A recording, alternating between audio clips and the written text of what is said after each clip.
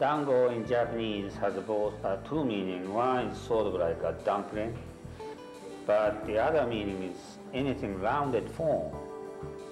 They call it dango shape. It's rounded. So first time I made this little thing, it's rounded, and then in Omaha when I enlarged a big piece, I mean a rounded form into a big shape, we started to call it like a sort of nickname. Dango, and then it became sort of a formal name for the type of work I'm doing.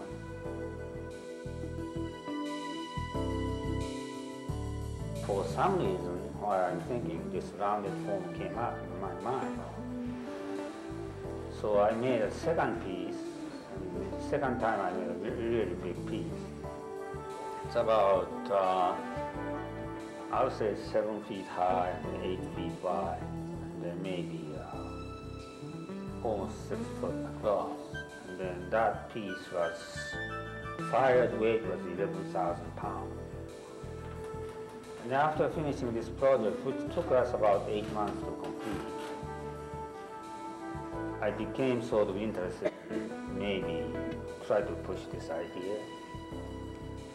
But my kiln wasn't that big, so it came down to about 6 to 7 foot tall.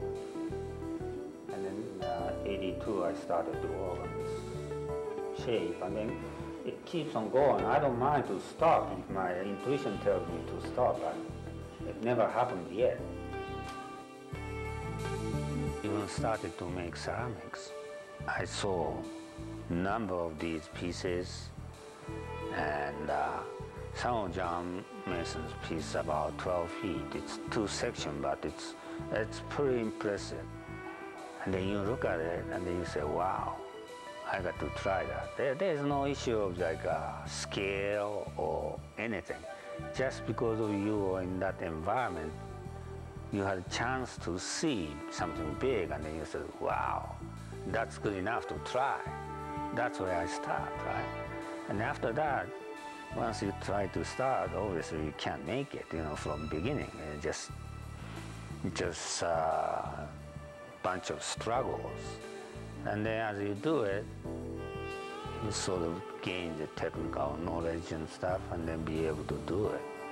But the real reason I was interested in making big pieces, I saw a lot of bigger pieces, and then it just impressed me. That's it.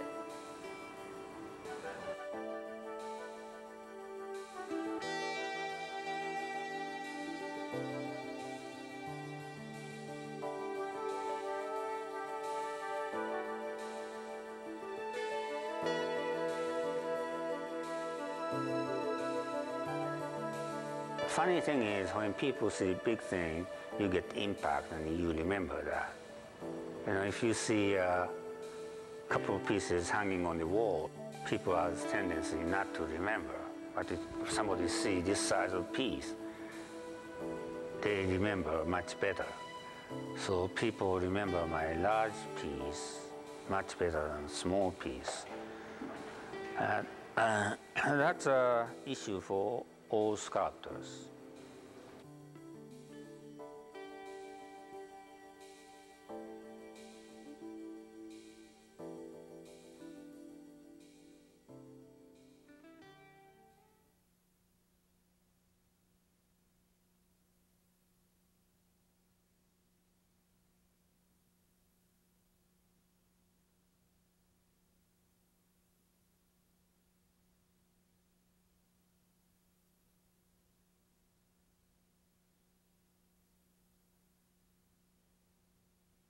This one here, as a form, it's sort of like a lifting kind of feeling. Any this three-dimensional piece has to sit on something, ground level or pedestal, because in this environment where we live, the gravity is a problem. So when you make something, you have to consider it's going to sit on something, unless you deal with other, mechanical system. My concept of relationship between the ground level and where the forms start is a pretty important issue. And this one has a particular issue of try to lift the feeling up. And after you make a shape, you have to realize this piece is drawing about 5 months in the studio. So, I'm not if you're a painter, you pull the canvas out and then you think about it, and then you have to make a decision next hour or within a day or something. But I'm looking at this shape casually about 5-6 months as it dries. And then lots of thought go through, and then I pick one idea. And this particular piece, I wanted to have sort of gracefully relating this shape to the ground. If you think about this curve as the other way around, going upwards just a little bit, this whole thing changes. After I make a form, I have another chance to paint on it and then give additional characteristics to the piece.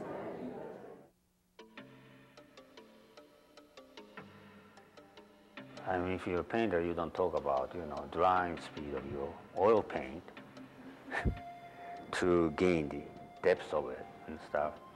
But in ceramics, it's so almost endless. Sometimes it's dangerous because technical part itself is so amazing and interesting. So some people get trapped in that and forget about the creative part of it.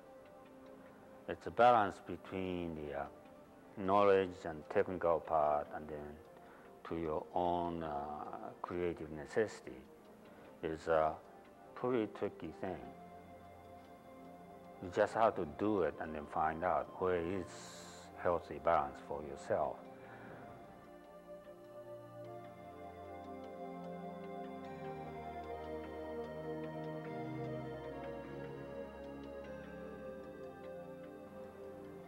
It is important to really bring in your individual characteristic into your technical part of it. Otherwise, you end up slave of technique.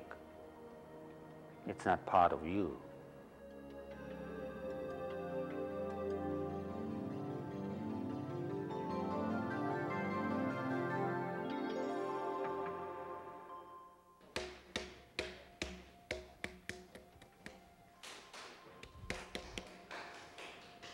What I'm about is obviously accumulation of daily living, which has lots of things to do with people you meet, where you go, and what you see, what I think, and then lots of things makes me wonder, and then triggers my curiosity, and then that finally it comes into my brain as a question and thinking, and then sometime I get answer.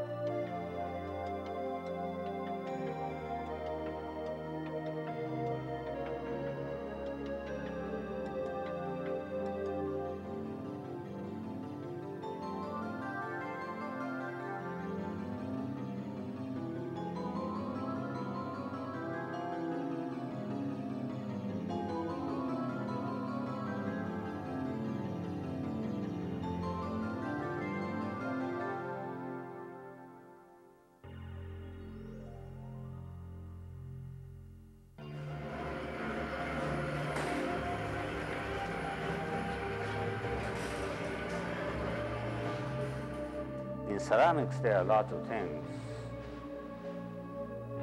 that people may learn from it. You know, there's lots of different technical issues, and different material really gives you completely different opportunity to do different kind of work.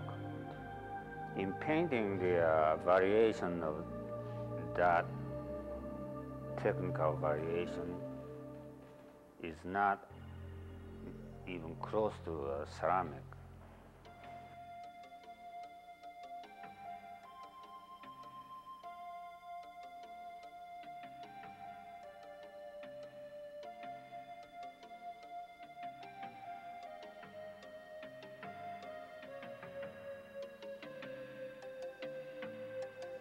To me, I know nothing could exist by itself. So even this piece I'm making here, it's considered to be just an individual sculptural piece. But no matter where I'm going to take, there is an environment that this piece is sitting. So it's this piece plus uncontrollable environment this piece travels through.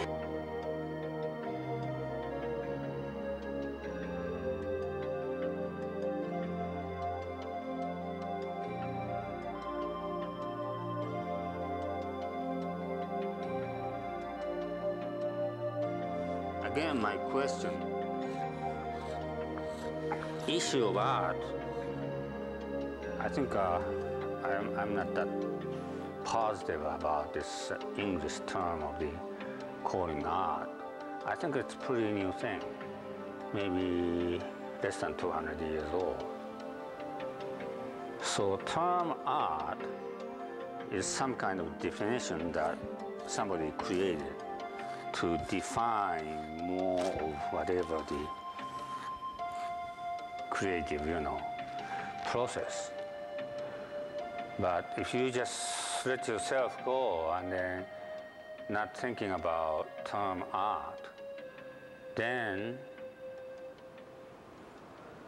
looking at forest here and then probably right now, every day it's going to change because the fall leaf changes, and then that color relationship to the whole environment makes humongous. I mean, like an amazing, change in the visual feeling.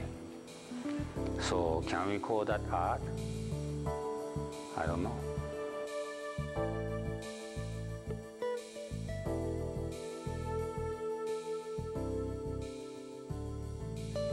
Oftentimes we forget people are part of the element.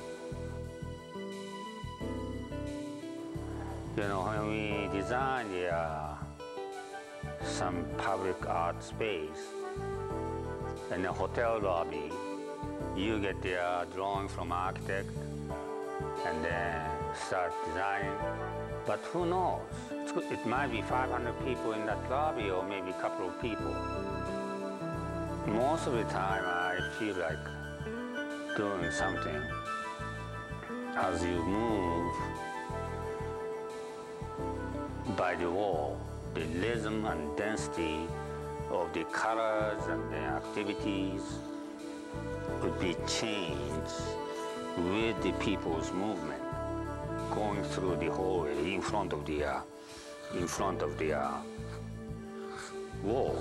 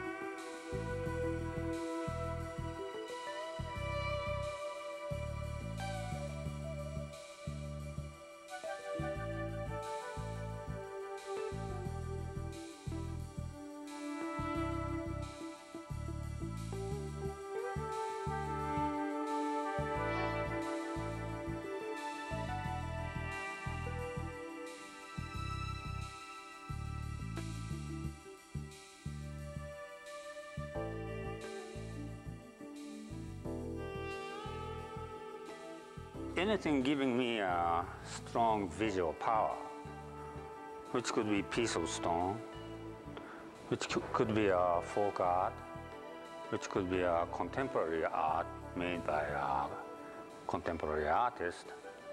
It really doesn't matter. But to me,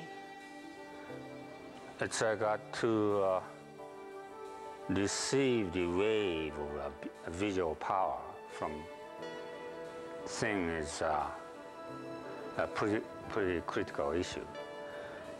I'm hoping I'll be flexible enough to receive the wave of it. If it's sitting someplace, I should be able to catch that